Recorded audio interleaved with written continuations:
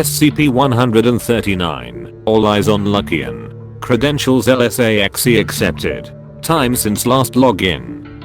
5540 days. Finding CPNET results for Luckian Sachs. $0 results. Finding CPNET results for Site-97. $0 results. Finding CPNET results for SCP-139. $3 results. SCP-139.PDF item number. SCP-139 level 4/139 containment class. Epoch secret disruption class. Dark last encounter. PNG figure 1.1. Sachs in Topeka Station. Platform 9. Monitor 3. View 1 at 15 hours, 4 minutes and 58 seconds. Hover to enlarge.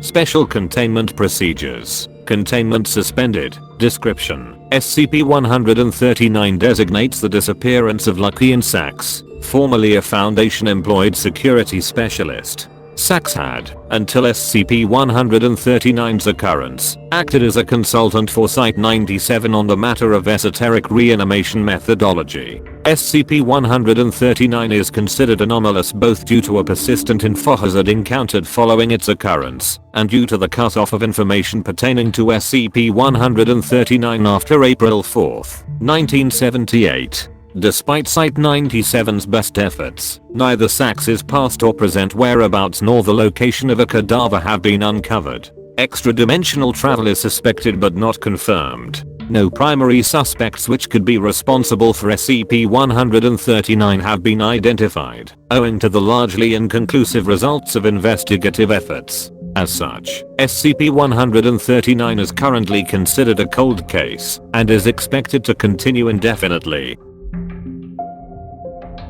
Timeline of events: March 5, 1978. Sachs clocks in at Site-97 and declines usual chatter with personnel at the front entrance. They enters her office and does not exit for the remainder of the workday. For a period of 12 hours, Sachs queries 42 CPNET entries pertaining to thaumaturgic workings, global ley line activity, and available research into weigh and knock techniques. This idle activity contradicts her otherwise exemplary productivity record and raises concern among Site-97 staff. Sensor agents are dispatched appropriately. No further abnormalities occur until Sachs has punched out and arrived at E residence in suburban Albany. By 10:45 p.m., they vacates E residence, presumably on foot to avoid detection, and exits the city limits. March 6. The paper trail of bus and train tickets suggests Sachs traveled approximately 2,000 kilometers to Topeka, Kansas, arriving at 12:15 p.m.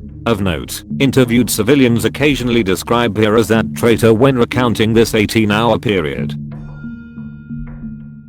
March 7th to April 4th. After Topeka, the paper trail terminates, and reports of Sachs's location during the following month become increasingly irregular. A car Zen is believed to have rented is sighted in Salt Lake City, Utah and Lubbock, Texas on March 10th and March 15th respectively, although the windshield and rightmost tail light shattered between the two cities. Zen is last documented in Tucson, Arizona after residential police implicate her in a resist and flee incident on suspicions of vagrancy. On April 4th, sensor agents embedded within the Tucson USPS remove the following letter from the mail pool.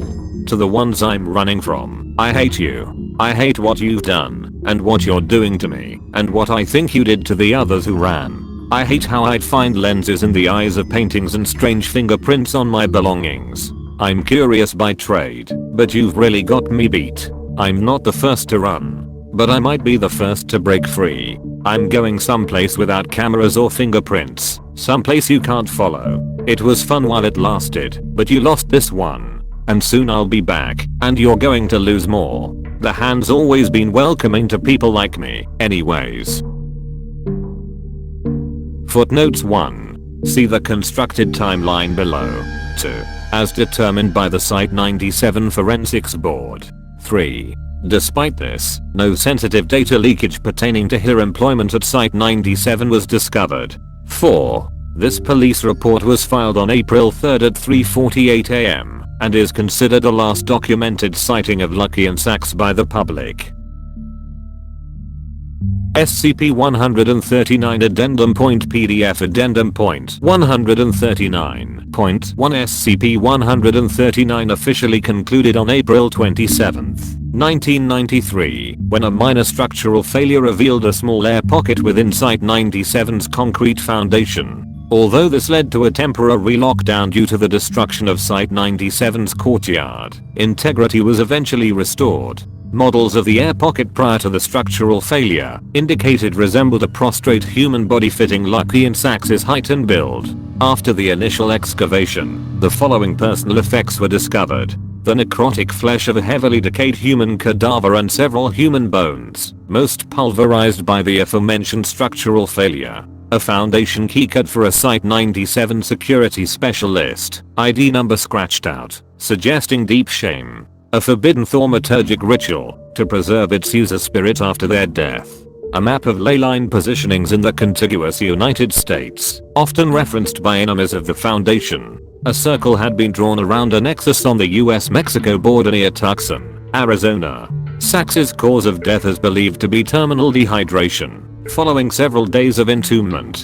During the investigation of this air pocket, Site-97 excavators punctured a secondary cutout hidden within the concrete. Due to the considerable strain that excavation would put on Site-97's foundation, this cutout has not been analyzed extensively. What can be determined, however, is that it contains a large number of partially decomposed human eyes, believed to exceed 1,000 in total. Perforations within the concrete would have allowed these eyes to observe their target on all sides until Zen expired. SCP-139 Containment Procedures Point PDF. Credentials LSAXE. Cleared to view SCP-139 Containment Procedures Point PDF. $Proceed. Archived Containment Procedures. SCP-139 is presently being tracked, observed, and hounded by Site-97 deep cover personnel. Via unanimous O5 vote, the Tucson ley line bridge has been rerouted to Site-97's foundation for the interim. Update: greater containment effectuated. Protocol all eyes on Lucky and rescinded.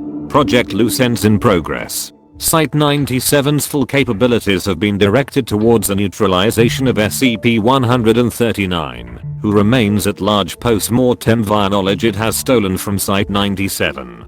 Following a breach of its containment area beneath Site-97, see SCP-139 Addendum Point PDF. SCP-139 has demonstrated robust mobility and incorporality, rendering it difficult to track and recontain. Fortunately, it has a habit of sticking its nose in places it does not belong.